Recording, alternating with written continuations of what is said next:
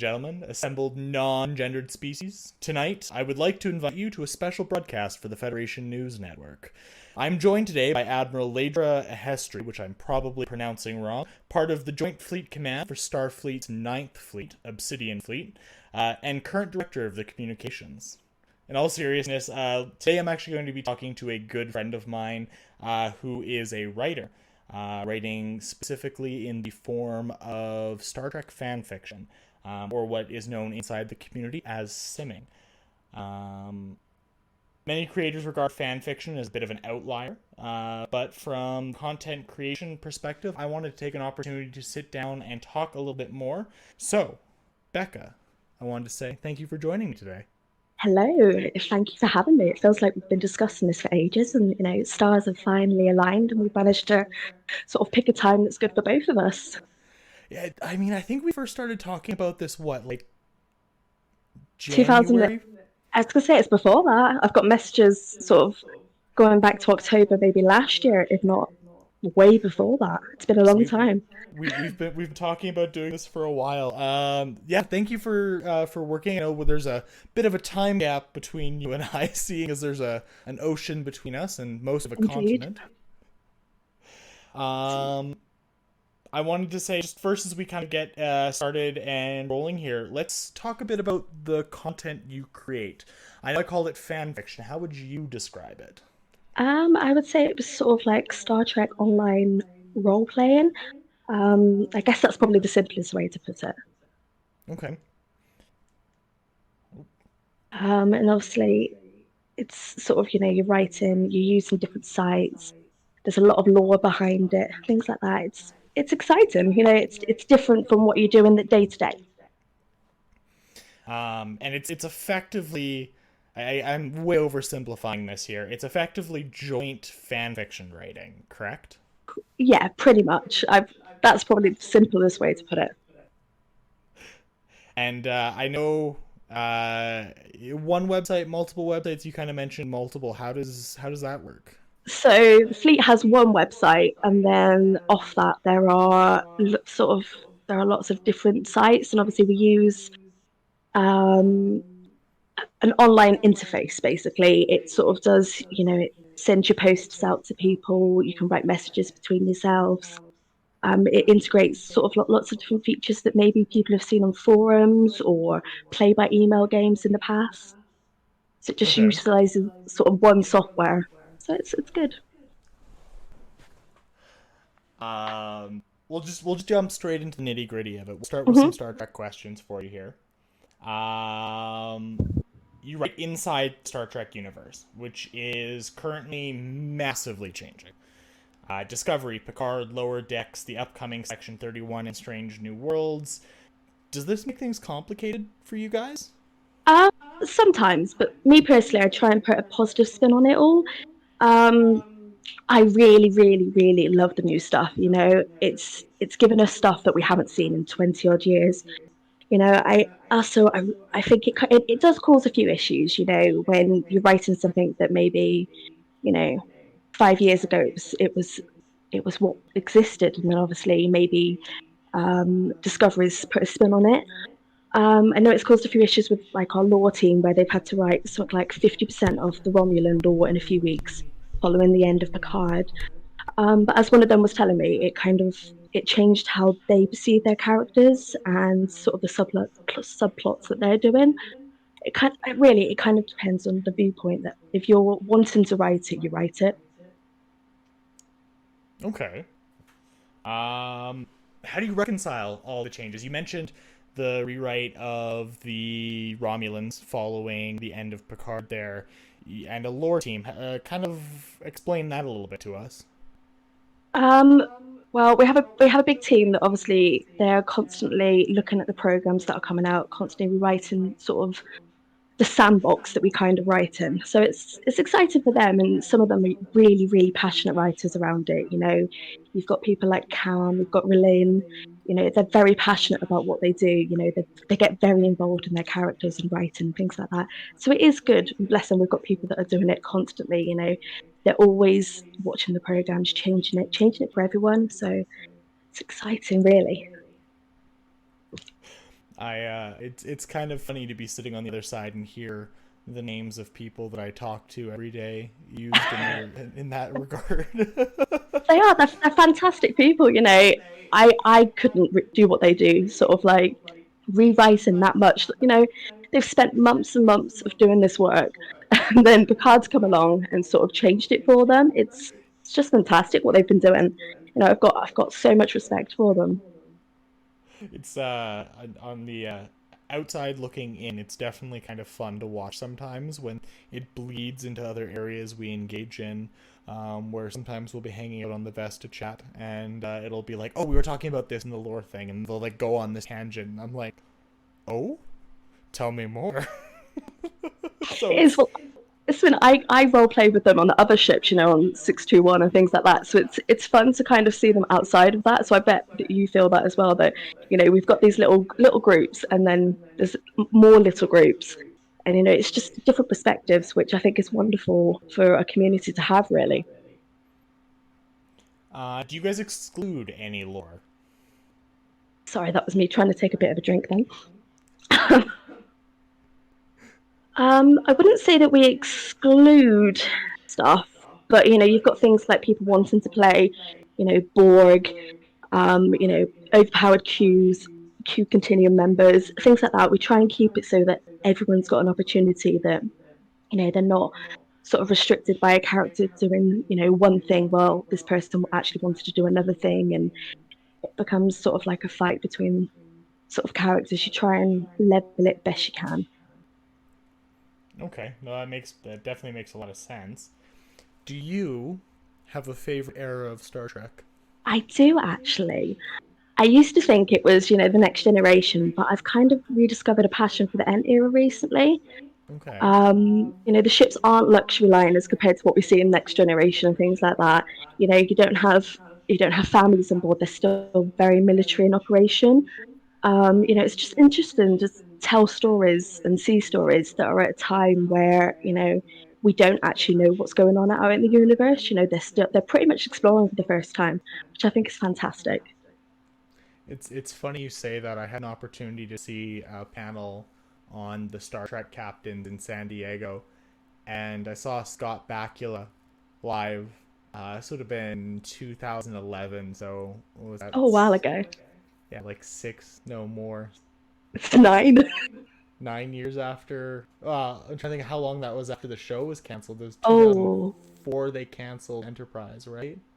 yeah, roughly. So yeah, it's about 8 years, Yeah. maybe 7. Um, and he they had all the captains explaining that were present. So William Shatner was there, Avery Brooks was there, Chris Pine was there, and they were all explaining like what did their captain add to the table. It was moderated even better still by Kevin Smith. And Scott Bakula had been there for an entirely unrelated purpose, but heard this was going on and had to crash William Shatner's party. And they were all explaining, what their captain added. And, Avery Brooks was spirituality and being a father and embracing all this. And William Shatner was like, I was the first, I was Captain James T. Kirk. And Chris Pine's like, yeah, but I did it better. Uh, and then they get to Avery Brooks. He puts his feet up on the table. He pushes himself back in his chair and or not to Avery Brooks, sorry, to Scott Bakula. He leans back in his chair and goes, hope. Hope that eventually things would get better, including our CG budget. And it's just funny you mention that. And I definitely am going down that rabbit hole as well, rediscovering Enterprise. It's funny because it's the one that we all treat it like the ugly stepchild. Nobody really wants to talk about Enterprise. It's the theme song. Yeah, It's the right. theme song. But you go back to it and you're like, no, it's not that bad.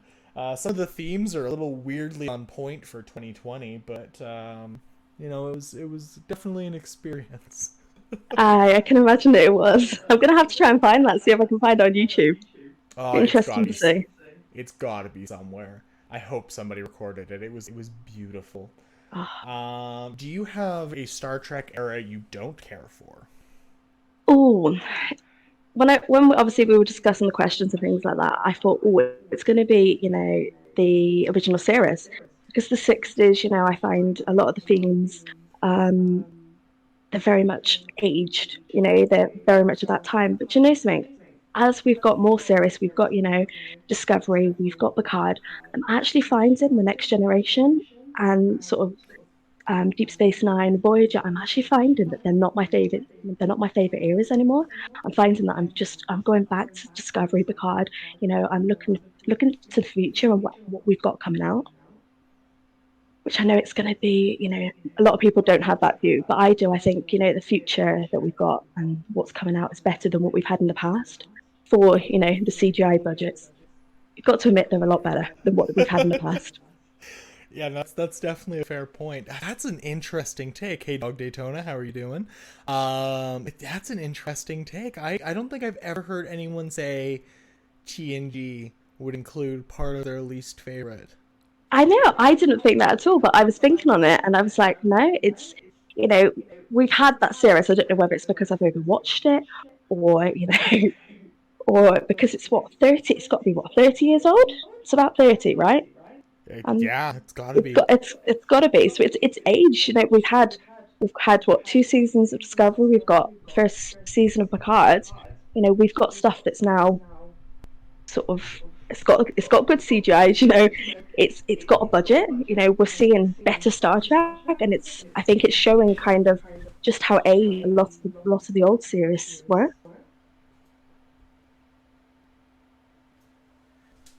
Sorry, I was also fixing audio levels at the same time there. Chris is telling me you're a little quiet. Oh, Uh, hello, Chris. He did put an announcement out. did he? He's told. Okay. Yeah, he did. I saw it flash up on my phone. Yeah. Hi, Obsidian Fleet. This is what I Uh, sound like. I just thought it was funny. I saw a little pop up come up, and I was like, "Oh, I recognize that logo." Yeah, yeah. He uses the same logo, so it's easy to track him down. um. Okay. Where was I? So you don't care for TNG as much, or you would No, not that you don't care, just that it's not. it's not my favorite anymore. It's not your favorite. I've got Enterprise. I've got I've had Discovery, which is explored multiverses and the mirror universes and things like that. So that's become my favorite, I think, because we've seen so much more of the mirror universe, and Yeah. it's given us season 3 where we just don't know what's going to happen. It's given us the future of Trek. We're going what, 900 years, I think it was, from the last trailer. Thirty So second it's century sounds right. yes, yes, it's about 900 years into the future of Trek. It's going to be fantastic. I know I keep saying this, but I am excited about the future of Trek. We've got so much to explore. It's making our sandbox even bigger to write it. So it is going to be brilliant. I it's yeah, just even thinking about it as you're talking about it, you're right. Like I grew up on Voyager. I remember I have very fond memories of like late season DS9 Voyager from when I was a Mhm. kid, which will tell you about how young I am. We're about the same age. And yeah, my fiance had never seen the series before, and we watched TNG. She loved TNG. We watched DS9. I forgot how much I loved DS9, and I couldn't watch Voyager. And it's kind of a weird thing because I used to defend Voyager. Like that was when Star Trek stopped being good Star Trek, and I actually find that I'm wrong. I think that you might be onto something with. I mean, Enterprise has aged poorly in some areas, but I would Hmm. say that like in some aspects, it's definitely it's grown. It's grown and expanded and become a heck of a show. And I would agree. I was very critical of the first season of Discovery, and I think a Yes. lot of old time Star Trek fans were. Hmm. Um, I'm still critical of the last like 15 minutes of Picard. Uh, Yeah, I can imagine uh, why. But it's interesting because you're right. Like I love seeing the trek we're getting. We're getting new stuff. We're seeing stuff that makes sense with a modern technology that we would expect to see. I think season 2 of Discovery did a beautiful job of retconning a lot of what we think of TOS era Star Trek, Yeah, and fitting the two of them together very beautifully. And then you're right. We're going to the 32nd century, and we're going to see all kinds of interesting things. I, Darian, I want to say you are probably right. Fanfiction will always be content. I've just got chat up here that I'm engaging with at the same time. So you'll have to put up with both of us, Becca, because there's it's probably going to be fine. questions from them. Oh dear. Now we've talked about Discovery and Picard, Lower Decks, Hmm. upcoming series, and JJ Universe. I think we Yes. both kind of skirted around that. Uh, Yeah, that we did. uh, The face of just making. um, how and this is something that I haven't had to experience yet. How do you deal with gatekeepers in the community? Oh, that's a $1 million question. Um, I really don't have time. I don't have time for those type of people. I really don't. I find that they're just they're stuck. They're stuck. Basically, they're stuck in the era. You know, I have seen some crazy stuff recently. Just this week, for example, I was called a chick on Facebook because I didn't have the same view as this guy who must have been about 50, 60, that Discovery and JJ verse and all this was that he believed that it wasn't Star Trek. I just find, they're blocking new fans. They're blocking the future. This is the only time that I can remember that we've had so much Star Trek content coming out. We're gonna have what three series this year? We've got Picard, Lower Decks, and we're gonna have season 3 of Discovery, if I'm wrong. Yeah, and then So early next year we're expected to see Section 31 and Strange New Worlds. when have we ever had this much Star Trek content coming out at a time? It just gatekeeping is the most frustrating thing for anyone in any fandom. I find it so bad in Star Trek fans. They're blocking new fans coming in. Directors, yes, they are maybe gatekeeping for old fans, but we should be opening up the fandom to new people.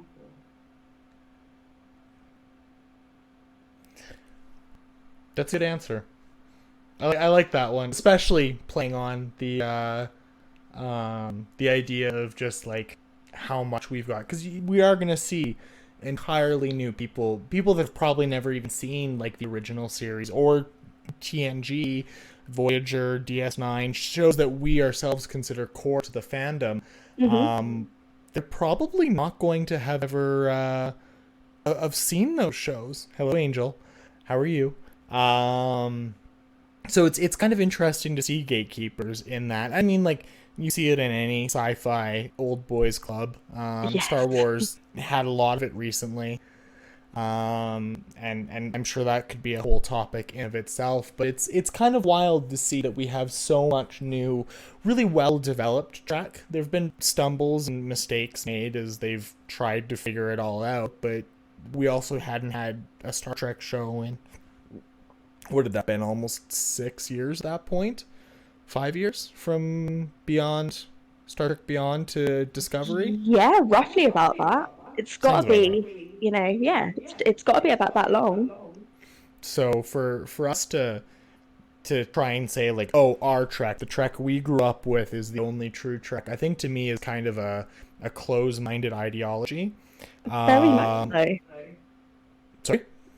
I said very much so. It's taken actually the future away from the fandom.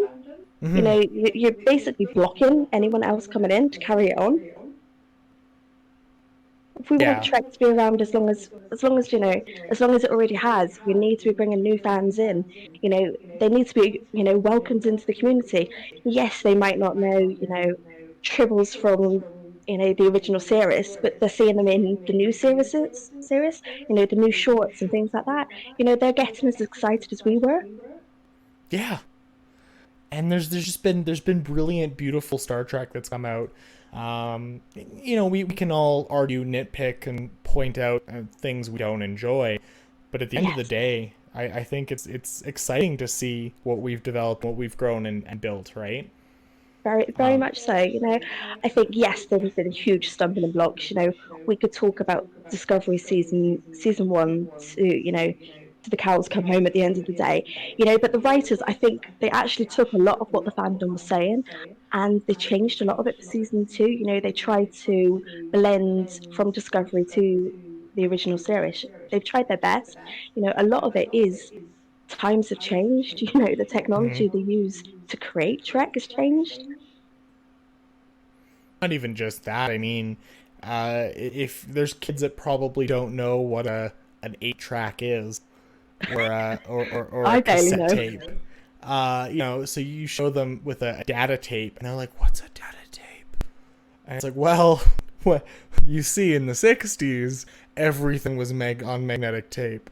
Uh, and you try and explain that, and they're like, "I don't get it." So like trying to keep track in the older form while not being able to truly explore. I mean, we already did it with Enterprise, right? There was touchscreen LCD monitors in on the Enterprise in Yes. Star Trek Enterprise, and we were like, oh well, technology changed since then, so we can accept it, but we weren't willing to accept a lot of and like I will call myself out. The first like 4 episodes of Discovery, I was like, they fucked it up. They messed it all up. I'm angry. I hate this. And then I like gave it a chance and I rewatched it and I was like, okay, no, I was being a gatekeeper, right? Very much so. I can remember these conversations. I can remember Team 72, us having these conversations and the four of you just getting really kind of upset. Yeah, That's how you were. You guys were upset that they changed this, and I can remember being like, "Oh, okay, okay, yeah, yeah, yeah, yeah, you guys have got it," but then being like, well, actually, no, I really like it." yeah. No, it was a change, right? It took some of Hmm. us adjusted. Some people refused to, right? Yes, and I think we have to change to for the fandom to survive. Yeah, 100%, 100%. Which leads me to the next question. Hmm. Do you oh nope, that doesn't actually mean yeah, sort of leads me to the next question because we talk about gatekeeping. We've talked almost exclusively movies and TV shows right now. Hmm. So, do we consider the books canon as well? Ooh, well, me personally, I do on a couple of books. Okay. I've got my own headcanon. Other people, not so much. I think it really depends on who you talk to because there are so many books.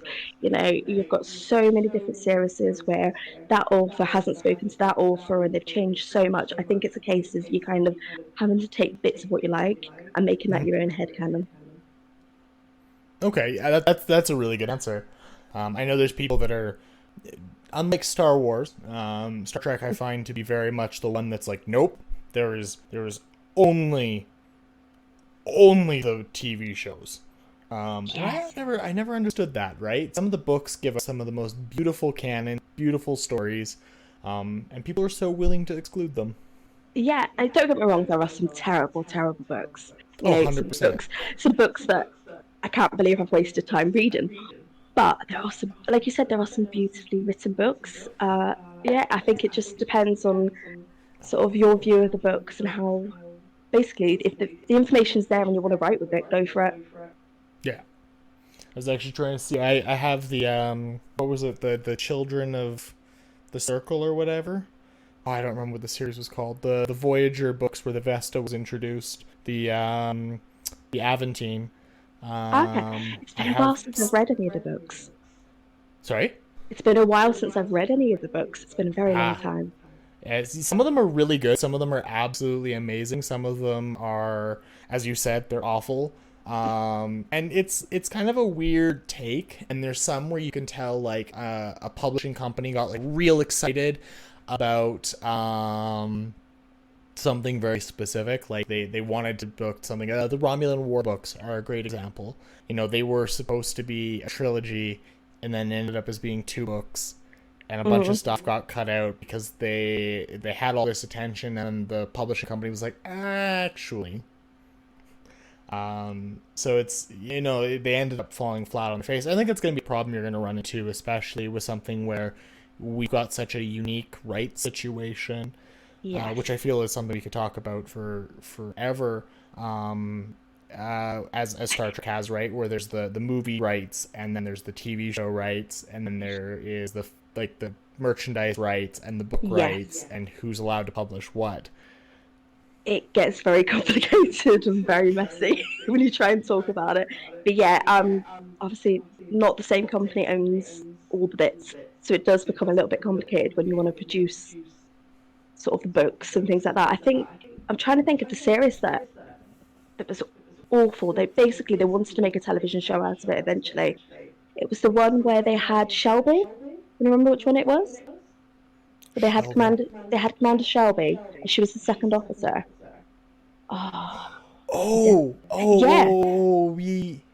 Okay, I know exactly what you're talking about. That one, it started off so well, and then obviously they were going to. I think originally the plan was they were going to make it a television series, and then it kind of fell flat, and then it became a really good book series, and then it kind of just petered out and became strange. That's the only way I can describe it. Very, very strange. Very, very quickly within like a space of a book. And I mean, like, it also comes into, like, depending on who the writer is and what their love of Star Trek is, you get fan writers, right? We've seen several fan series that have been in most of the way through production and have been basically yanked out of existence because of rights organizations, which, like, totally in the rights of a lot of these companies to do. Yeah. Don't get me wrong. But, like, for example, what was the one that was like, starts with an A, Axnar. Yes. That was supposed to be a brilliant series. It was beautifully shot. It had a bunch of, like, classic Star Trek actors in it. And then CBS pulled the rights from it, right? They said, nope, you're not allowed to do this. Which I know is a very delicate line Obsidian Fleet has to walk, not attracting CBS. I'm just nodding a smile. Just sitting here hoping that maybe they're not paying attention. Well, I'm still convinced, and I know you've heard this conversation many times, that they look at fan sites. They take some of their stories from fan sites. 100%. I've said this before. I've said this before that I'm still thinking they were watching what I was writing for Greg Knoll, and I still think they took my plot for Discovery from there. I know you've heard this conversation many times. And my rant and rave. We've had this talk. But, like, at the same time, I feel like if they're not, right, if CBS wasn't studying what the fans are doing, right, as like, you have to be a special level of nerdy to be like, I'm going to dedicate 2 weeks a week, or 2 days a week. There we go. I can English, and I'm going to write about a fictional ship with 9 other people about the adventures we go on set inside the Star Trek universe. You have to be a special level of dedicated nerd to do that, and it's what we want, right? I mean, like, there's obviously variation. I'm gonna specifically avoid talking about some of the divergent theories and fleets. Some of the crazy debates that pop up. Did the Hobius incident occur? Yes. Things like that. And I think that's gonna be, if you're not paying attention, though, to what the fans are writing, the fans are talking about, the things that they're really excited and entertained by, you're going to be lost out. You're going to get the first season of Discovery where they do a bunch of stuff that people are like, well, no, that's not the canon.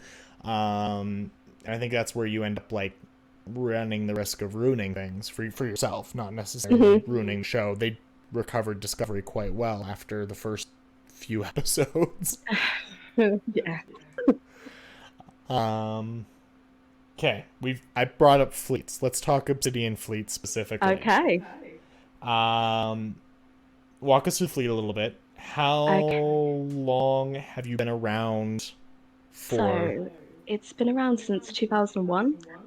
So next year is our 20th anniversary. I think that's amazing that the fleet's been around that long. It's it's had changes, it's shifted, it's had people come and go, but it's still around. Since 2001. That's I was still in secondary school in 2001. Yeah. I think I'm, I I'm think you would have been high school. not quite.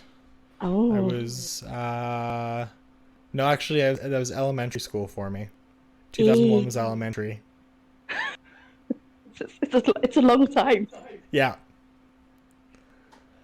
20 years. Holy crap. It's, it's a Uh, party. We're planning a party. I'll fly out specifically to see you guys, assuming I'm allowed to actually leave my country.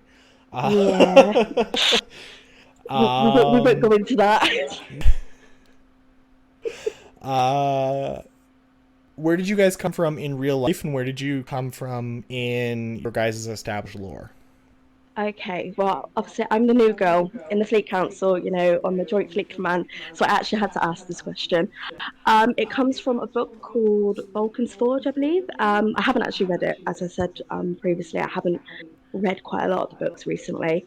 But basically, it's based around Spock, and it's about a year after Kirk gets lost in Nexus. Okay. And obviously, so he's mourning one friend, but he has to help the other. But I'm sure, Dulac will tell you more all about it. But yeah, no, it's based around that book. Okay. Um, yes, Taylor, you have also been in elementary. There's a 2 month gap between you and I, 1 month gap between you and I. Like, come on. um, no crap! Don't scroll! Don't scroll! Don't scroll! There we go. Do you know roughly how many people currently write inside Obsidian Fleet? Do you know something? I tried to have a look. I tried to kind of guesstimate, but I can't even get. It's hard to give a figure, but as I can say, it's quite a lot of people. You can imagine how many ships we've got. We've got probably an average of say seven till nine people on each one. So it's going to Yeah. be roughly. It's got to be over 100 sort of people, I would say. You know, it's really hard. I literally did try and see if I could work it out, but it was impossible. Those numbers have got to be crazy. I mean, even just looking at my own stuff that we were filing, 122 active player accounts created across 72. Yeah, that's a lot. That, Like, and that's obviously duplicates. I know people that yeah. are on multiple Mhm. multiple ships, but it's still 122 accounts that exist. And even if we say half of those Yeah, are duplicates, that's still 60 people. yeah. Uh, It's it's hard to try and narrow it down to how many people. I'm sure if we asked sort of do like he'd be able to figure it out, but pull the data. yeah, he'd pull the dagger. Start to get a little too close to those four letters you don't like. Uh, Yeah, I'm getting the twitch is starting. 288 active accounts in IFS2. Oh, Say did he pull the figures? 288? Jesus. Wow. That's a lot. How many ships do you currently have Um, in Obsidian Fleet? as of yesterday, because I checked yesterday, it was 28 plus Okay. two in academy. Okay. So And now kind of how do you organize them? Like, how do you choose who goes where? okay, so they're sort of organized into groups. We call them task forces.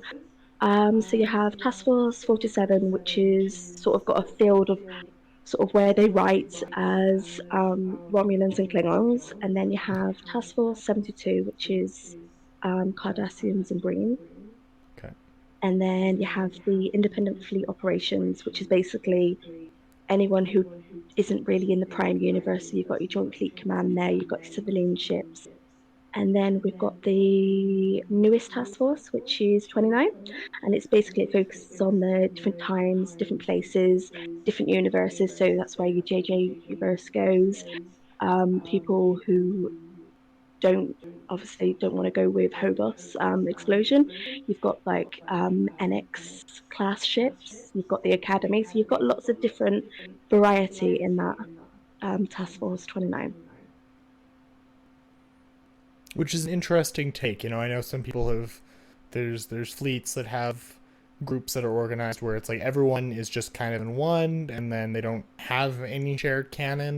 Which I know is a thing that has been worked on inside Obsidian Fleet as a bit of a shared sandbox, little tighter guidelines we all write within.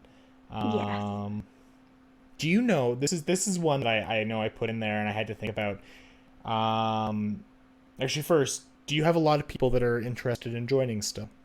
We do, yeah. We get quite a lot of inquiries on Facebook. I answer probably about, I think probably about a request a week on sort of social media, and we have people coming in and out of our Discord server quite often. So there's still people wanting to write with us. And then, how many, do you know roughly how many other fleets are out there? Or similar organizations inside? Oh, that would be hard to count. There's lots. Lots and lots, different. But we're one of the longest running, and we're one of the most well known.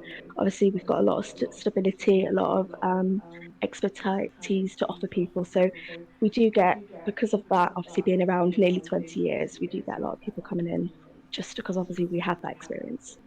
Mm. So that wraps up my Obsidian Fleet section. Now let's talk a little bit about you specifically. We'll talk about your Okay. writing first before I start to bug you about the other more personal questions. Okie dokie. You're an admiral, Hmm. but you have a few other characters. How many characters do you write currently? Yeah, I tried to count them and I lost count.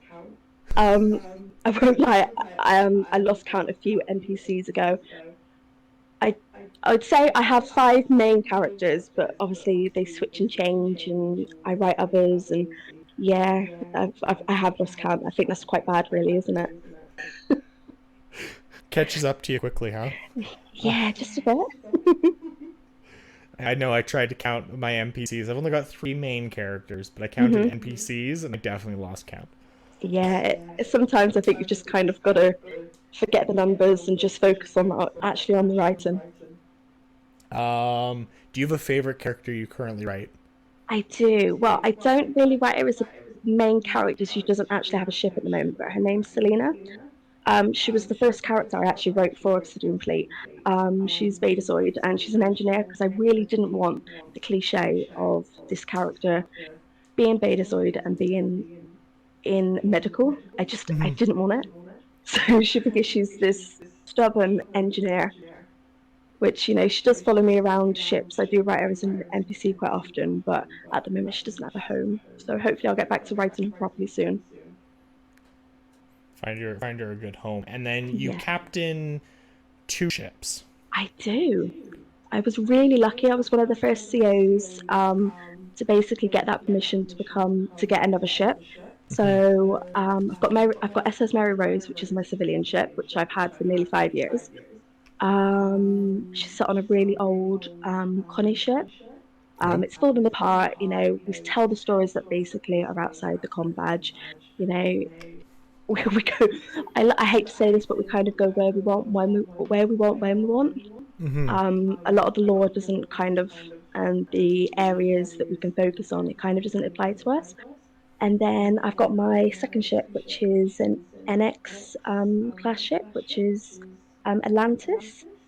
Basically, it's in Task Force 29, but we're not taking the normal route of like the Romulan War and things like that. We're basically lost in space.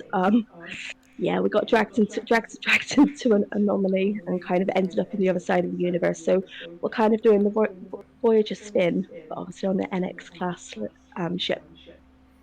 Okay. Do So you have a very, favorite of the two of those?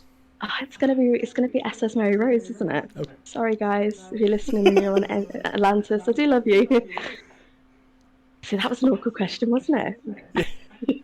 Your first one's always your favorite. It is, yes, and obviously I've had that ship for 5 years now. Well, coming up to 5 years at Christmas time, so she's got Okay. history. Taylor, if you're still hanging out, can you check the logs? How old's the Vesta? I think it's 6. But it could only be 5. I could be wrong. But now I'm like, oh, how Who old needs are to we? know?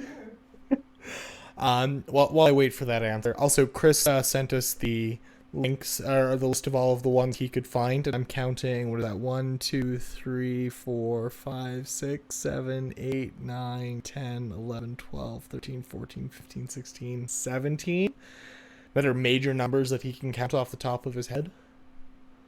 There's a Oh, lot. okay. Okay. And includes us, obviously.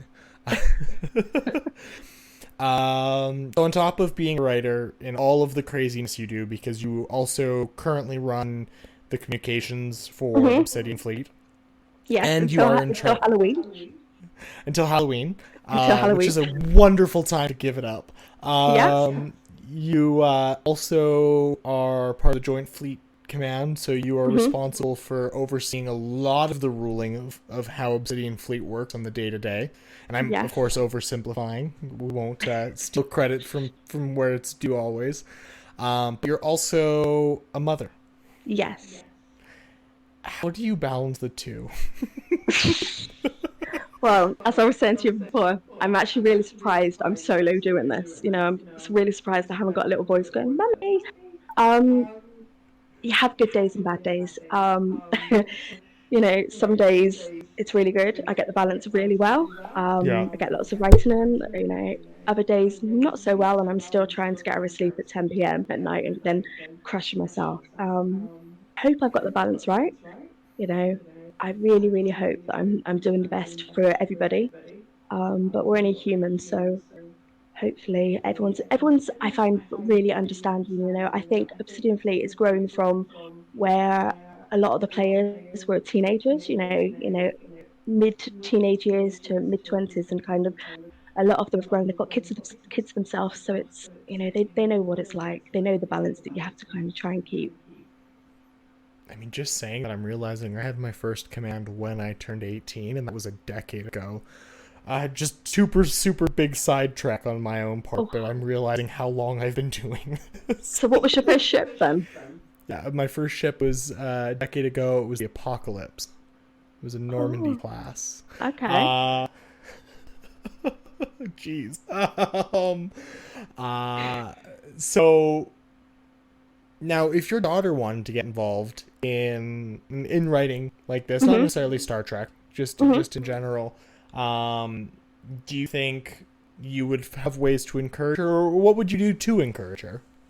Oh, if she was old enough, then obviously she could write and she wanted to get involved, just offer encouragement, get notepads, get pens if you don't have a laptop, writers, we love stationery.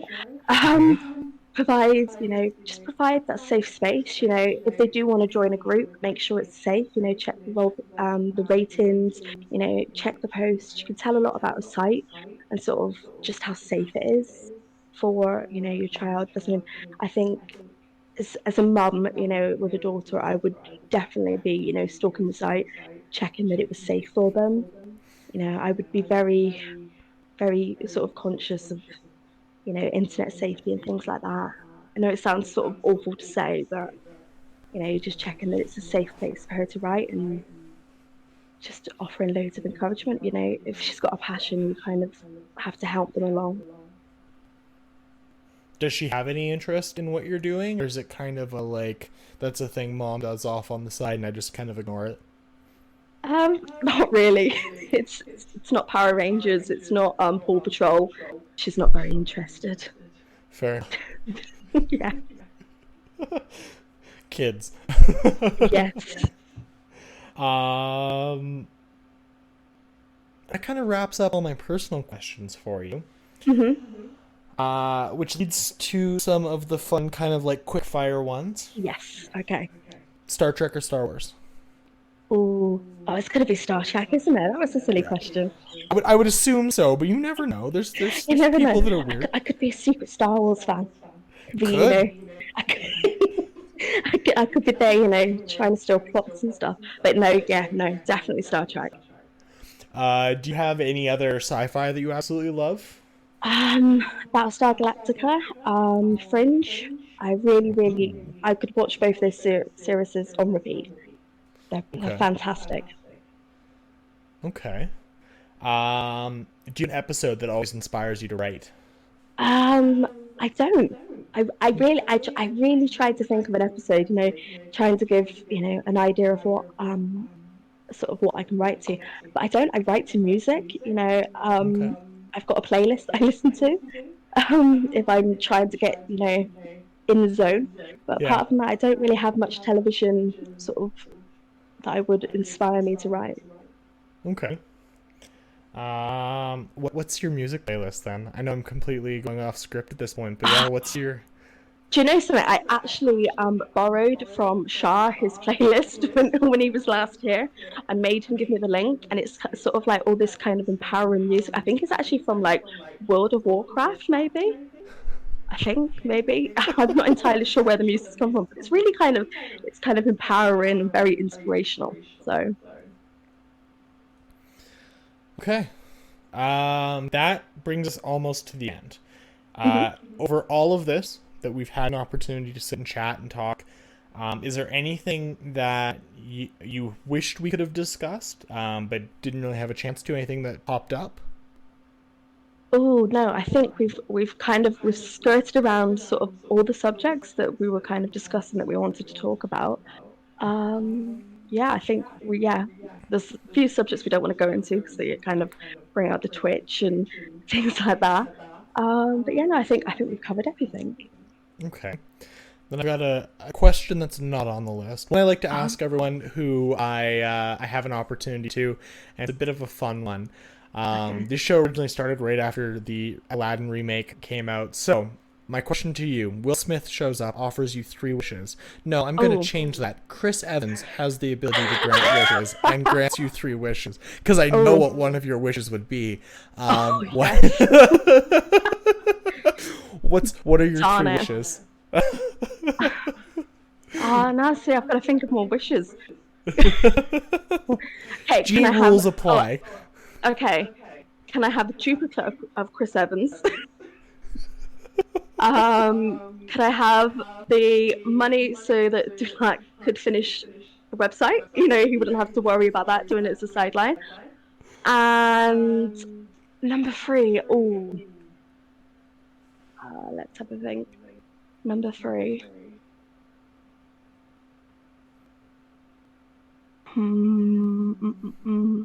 Oh, I know what it is. Unlimited chocolate. There we Unlimited go. chocolate. Unlimited chocolate, yeah. That's dangerous. I couldn't stop myself. I love chocolate.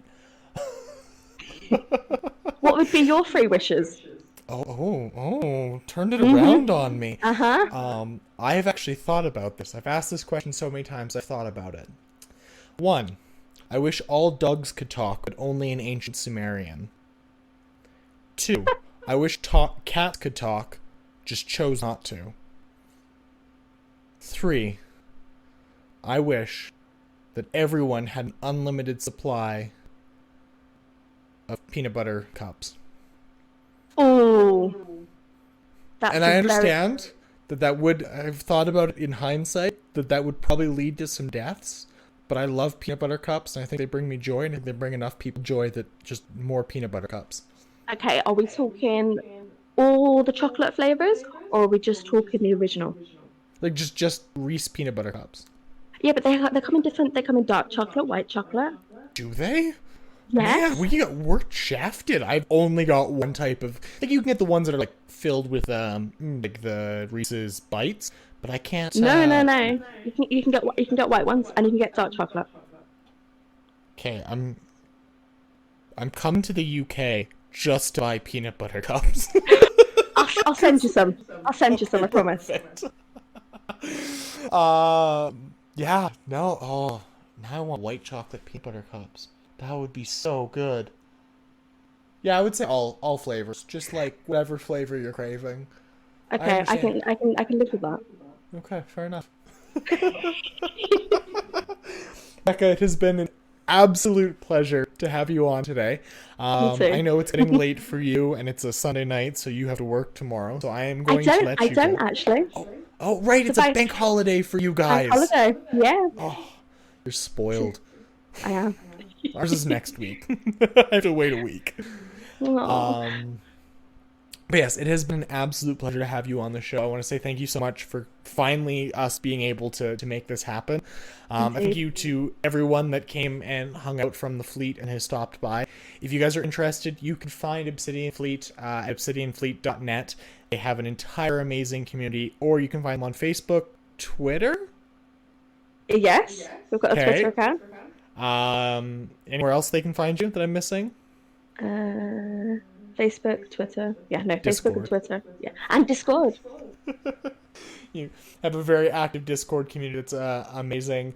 I highly recommend you check them out. I'm not just saying that because I am an active member of the community myself. I am saying that because I genuinely believe it is an amazing hobby. It's a great way to learn to write a little bit more, and it's a different type of content that you could be creating that you might have a passion for that might bring out some other creativity in you. But Becca, I'm going to let you have a good night.